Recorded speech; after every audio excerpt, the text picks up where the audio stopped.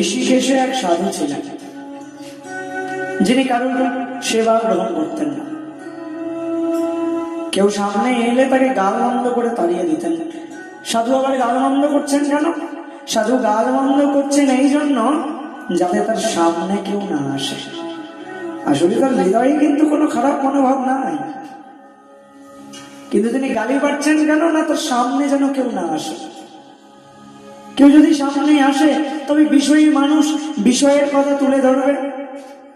সাধারণ মানুষ তো সাধুর কাছে এই জন্যই যায়, সাধুর কাছে গিয়ে কি বলা উচিত, কি প্রকারের প্রশ্ন করা উচিত, সাধারণ মানুষের সেই জ্ঞানটাও নাই।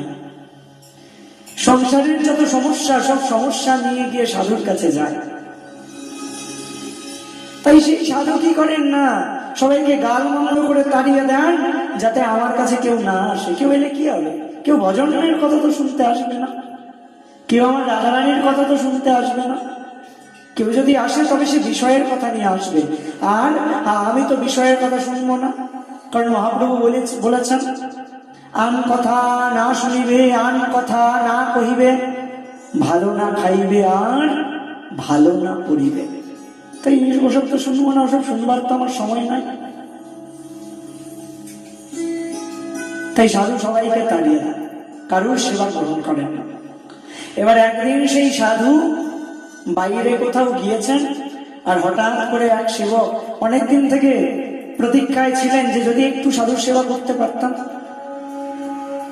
এবার তিনি সাধুর অলক্ষ্যে এসে তার কুটিয়ার সামনে ঠান্ডা পানীয় তৈরি করে রেখে গেছেন, যে সাধু বাবা এই গরমের মধ্যে বাইরে গিয়েছেন, ফিরে এলে তার নিশ্চয়ই তেষ্টা পাবে, তাই এক কাজ করি, একটু ঠান্ডা পানীয় তৈরি করে রাখি, যদি এসে একটু কৃপা করে গ্রহণ করে।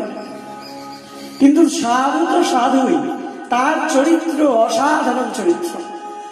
তিনি এসেছেন, ঘরে প্রবেশ করেছেন, আর ঘরে প্রবেশ করে যেই না দেখেছেন কেউ তার জন্য ঠান্ডা পানীয় তৈরি করে রেখে গেছেন, সাধু সঙ্গে সঙ্গে ঘরের বাইরে বেরিয়ে পড়েছেন, আর ঘরের বাইরে বসে বসে হরিনাম করছেন। সাধু ততক্ষণ পর্যন্ত অপেক্ষা করছেন। কতক্ষণ পর্যন্ত জানো? যতক্ষণ পর্যন্ত পিঁপড়ে বা অন্য কিছু কীট পতঙ্গ ওই পানীয়টাকে শেষ না করেছে, ততক্ষণ পর্যন্ত সাধু বাবা অমন করে ঘরের বাইরে বসেই ভজন করতে লাগলেন।